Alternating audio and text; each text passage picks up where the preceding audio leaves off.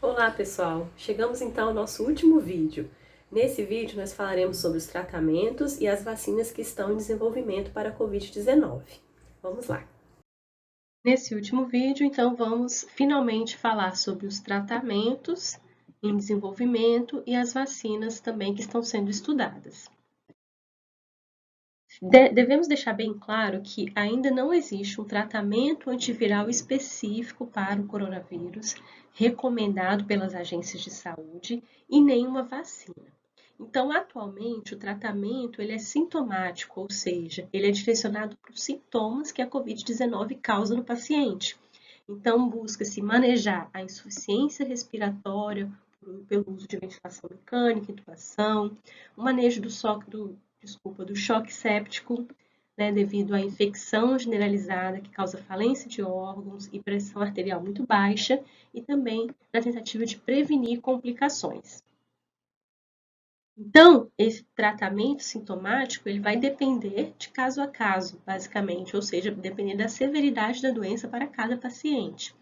Para pacientes que estão na fase crítica, hospitalizados e intubados, alguns tratamentos já estão sendo assim, muito comuns entre, né, os médicos e quem trata esses pacientes. Então, terapia antitrombótica tem sido utilizada, porque a gente lembra lá do vídeo 6 sobre a tempestade de citocinas que é desencadeada pelo coronavírus, e essa tempestade de citocina leva à trombose, a infecção, estado de inflamação associado ao estado pré-trombótico. Então, a terapia antitrombótica funciona bastante para amenizar esses sintomas. Também o uso de corticosteroides, justamente para diminuir essa elevação exagerada de citocinas. E também alguns antibióticos são usados com cautela para os casos de co-infecção bacteriana, já que antibióticos eles atuam, né, em bactérias, a gente está falando de uma doença viral. Falando então dos tratamentos que estão em investigação, para, nesse caso aqui, primeiro, impedir a progressão da infecção viral, então, lembrando do ciclo viral, a gente tem a interação do vírus com o receptor ACE, a atuação daquela enzima, daquela protease da membrana da célula-alvo, depois o vírus internalizado, ele começa a sofrer replicação para produzir novas partículas virais. Então, existem diferentes medicamentos que atuam em todo esse processo, e alguns deles eu vou falar para vocês nas próximas tardes. Então, esses tratamentos de investigação que ainda não são recomendados para uso clínico, a gente tem a azitromicina, que já é uma droga usada em infecção micobacteriana, em DSTs e outras infecções bacterianas, mas que possivelmente ela tem um efeito na replicação viral e também efeitos anti-inflamatórios, atenuando as citocinas, que seria um aspecto interessante para o tratamento da COVID. Problema, né, as controvérsias, existem diversos efeitos adversos, gastrointestinais e hepatotoxicidade. A dupla cloroquina e hidroxicloroquina, ela é usada, né, com determinadas doses para o tratamento de malária, amebíase e doenças como lúpus e artrite reumatoide. O possível mecanismo para uma ação antiviral que foi vista in vitro, né, não em pessoas, mas em experimentos, né, laboratoriais, é que a cloroquina ou a hidroxicloroquina pode aumentar o pH dos vacúolos intracelulares, interferindo na fusão do vírus na célula.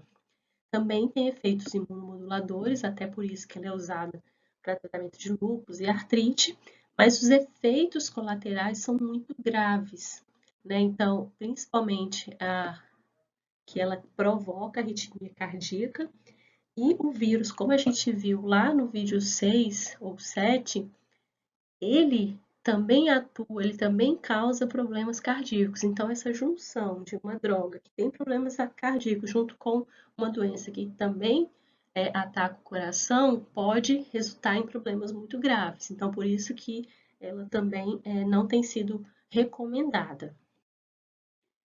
Outras drogas, né? Existem os inibidores da protease do HIV, então o uso atual é contra o HIV, mas que possivelmente pode inibir a protease do SARS-CoV-2, do coronavírus. Efeitos colaterais existem, náusea, vômito e outros, mas o problema é que ainda não há dados sobre atividade, né, há dados consistentes sobre atividade in vitro. Os estudos mostram amostras pequenas, não randomizadas, então existem poucos efeitos comprovados mesmo. O Remdesivir, ele ainda não foi aprovado pela agência americana, mas ele também é um antiviral que está sob investigação. Por quê? Porque ele é um análogo do nucleotídeo de adenosina, lembra lá do AT, né? A ATCG, o nucleotídeo de adenosina. E ele consegue, né, in vitro, conseguir inibir a polimerase do RNA dependente de RNA viral. Então, in vitro foi vista uma potente atividade desse medicamento. Já estão estudando em macacos e os animais apresentaram níveis mais baixos do vírus e menos danos pulmonares.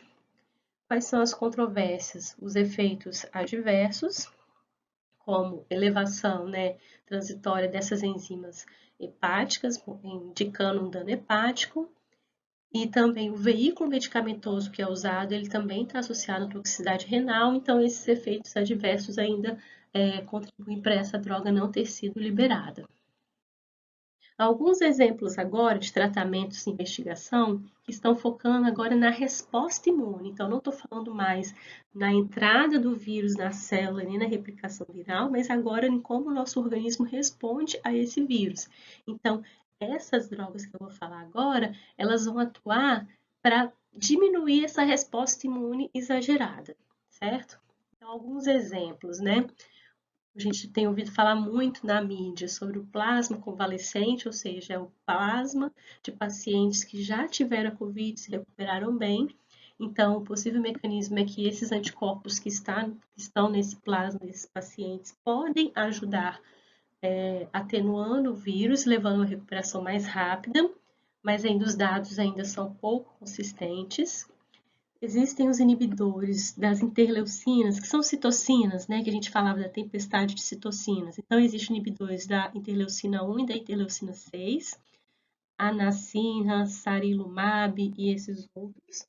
E como essas citocinas elas estão envolvidas naquele processo de resposta inflamatória exagerada, seria um possível mecanismo interessante. O problema é que ainda também não há dados consistentes para provar esses medicamentos. Também tem outros imunomoduladores que inibem o interferon, que também é uma citocina pró-inflamatória. E aí a gente também tem como controvérsia a falta de eficácia no tratamento e toxicidade. Existe também uma droga bem mais recente chamada inibidores da Janus quinase.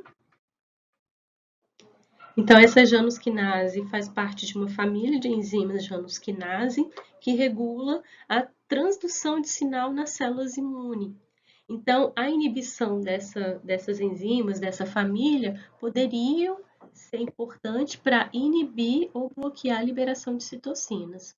Mas o que tem se observado é que esse efeito imunossupressor é muito elevado, então a resposta também está sendo muito grande, né? E agora falando das vacinas. Então, toda vacina, né, independente de qual doença a gente está falando, tem como objetivo expor o organismo a um antígeno que não vai causar doença, mas que vai provocar uma resposta imune, que além de bloquear ou matar esse organismo, no caso aqui o vírus, vai gerar uma resposta e uma memória, né, imunológica com a produção de anticorpos, que se eu tiver uma nova infecção, eu vou estar protegido. Então, existem diferentes vacinas sendo estudadas, então a pesquisa científica nesse campo está muito elevada, tem muitos grupos de pesquisa estudando, e existem diferentes mecanismos, né, dessas vacinas que estão sendo desenvolvidas. Então, a gente tem vacinas virais, vacinas com vetor viral, vacina com ácido nucleico e vacina baseada em proteínas. E aqui nesse gráfico, a gente tem o número de vacinas em desenvolvimento. Então, o número de grupos ou, né, pessoas que estão trabalhando para desenvolver essas vacinas. Então, principalmente estão sendo desenvolvidas vacinas com proteínas ou com vetores virais. E aí eu vou falar um pouquinho de como que é cada um desses tipos de vacinas. Então, as vacinas virais, elas são baseadas no vírus, ou vírus inativado ou vírus enfraquecido. Quando a gente está falando do vírus inativado, o vírus sofre um tratamento químico em que ele deixa de ser infeccioso. Então, esse vírus é injetado no paciente e aí ele vai desenvolver uma resposta imune.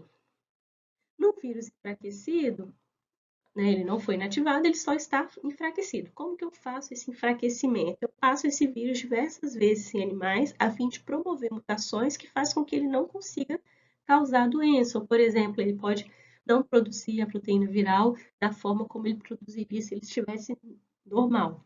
Então, novamente, né, esse vírus ele é injetado no paciente, ele consegue replicar porque ele não está inativado, só enfraquecido, e aí ele provoca uma resposta imune bastante elevada e é o que se deseja.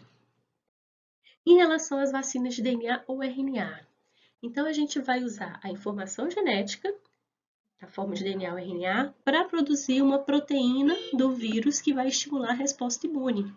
Então, o próprio organismo é que vai produzir o antígeno, e essa produção de antígeno é estimulada pela entrada desse material genético na célula. Então, existe a vacina de DNA ou de RNA, que o mecanismo final é a mesma forma. A gente vai injetar esse material genético na célula do paciente, e aí esse material genético vai ser replicado, produzir proteínas virais, e quando eu tenho produção de proteínas virais que são antígenos, a gente desencadeia uma resposta imune a esse antígeno. Não existem vacinas licenciadas que usam essa tecnologia para outras doenças, então é uma bem inovadora. Falando das vacinas de vetor viral. Então, um vírus, que não é o coronavírus, ele é geneticamente modificado para produzir as proteínas do coronavírus no hospedeiro. Esses vírus estão enfraquecidos e não causam a doença original que ele causaria. Então, a gente tem dois tipos, né? A vacina de vírus replicante, que são mais seguras, elas provocam uma resposta imune potente, mas se o paciente já tiver tido contato com esse vetor viral previamente, a vacina não vai funcionar. Então, a gente coloca, né, o material do coronavírus dentro de um outro vírus, ele é injetado, o vírus se replica e aí gera uma resposta imune. Temos o segundo tipo, que é o vetor, né, viral de vírus não replicante. Como que acontece? Eu tenho o material genético do coronavírus dentro de uma partícula de um outro tipo de vírus, só que algumas proteínas, alguns genes desse coronavírus, eles estão inativos, ou seja, o vetor viral ele não vai conseguir replicar dentro da célula. Por isso que muitas vezes esse tipo de vacina são necessárias várias aplicações, ou seja, várias doses de reforço para induzir uma resposta imune de longa duração.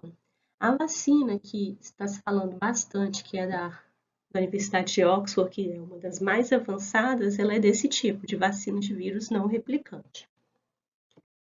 E agora as vacinas baseadas em proteínas, que são as mais comuns para outras doenças, né? Que significa que eu vou inserir uma proteína, um pedaço de uma proteína do vírus, e isso vai estimular a produção de anticorpos, porque eu estou inserindo o antígeno diretamente. Então, eu tenho vacina de subunidade proteica, eu vou utilizar um fragmento, um pedaço de uma proteína, normalmente a proteína S ou proteína M, se a gente lembra lá da estrutura da partícula viral desde os nossos primeiros vídeos.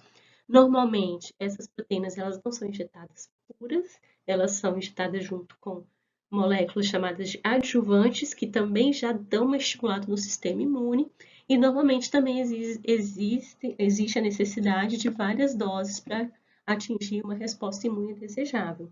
E aí, essa proteína, esse fragmento, né, desencadeia a resposta imune no hospedeiro. E existe também a vacina de partículas semelhante a vírus, que são partículas virais vazias que imitam a estrutura do coronavírus, mas não são infecciosas porque não contêm material genético. Então, as proteínas que vão desencadear a resposta imune estão aqui na superfície, então tem uma dosagem alta dessas proteínas, e aí eu vou gerar uma resposta imune forte. O problema é que é difícil de produzir essas partículas semelhantes a vírus. Então, todos esses tipos de vacina No final das contas, o que se quer é que eu tenha uma resposta imune induzida no paciente, e aí eu vou levar toda aquela via que a gente viu, né, sobre resposta imune, só que agora de uma forma mais contida.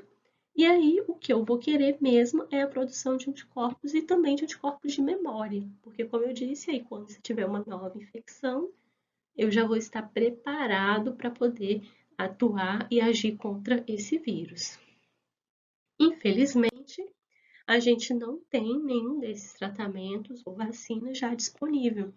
Então, o que a gente pode fazer neste momento é prevenir o contágio. Então, as medidas preventivas são a estratégia atual para limitar a disseminação de casos.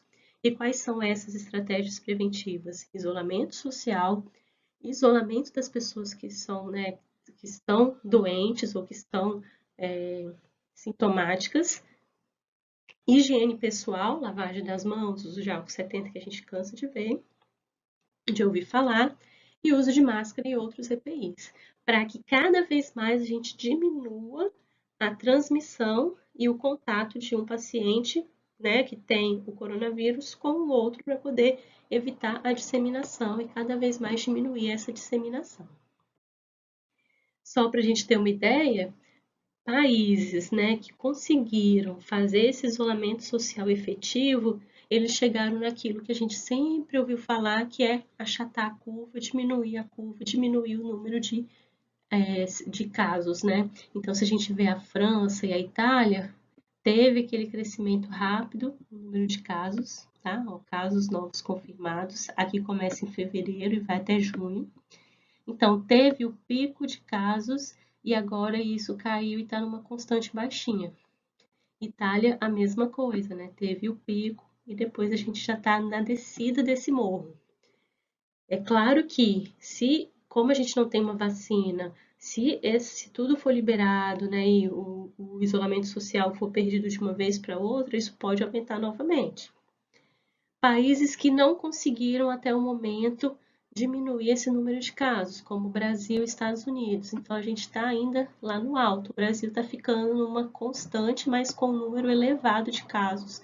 A gente ainda não conseguiu descer com a curva. A mesma coisa nos Estados Unidos, né? Apesar dessa variação, eles também estão, infelizmente, numa subida de número de casos. O que a gente deseja é que a gente consiga diminuir esse número de casos para poder todo o sistema de saúde dar conta desses pacientes e para que quando a gente tiver uma vacina, a gente consiga voltar a uma situação mais confortável para todos. Essas foram as minhas referências e aí eu me despeço de vocês aqui com esse vídeo. Olá pessoal, eu voltei aqui só para me despedir de vocês, foi um prazer fazer esses vídeos e agora eu passo a bola para vocês. Se vocês ficaram com alguma dúvida em relação a algum assunto de todos os vídeos que eu gravei, fiquem à vontade para me escrever, para comentar em algum vídeo que aí eu posso retornar com algumas novas explicações. Tchau!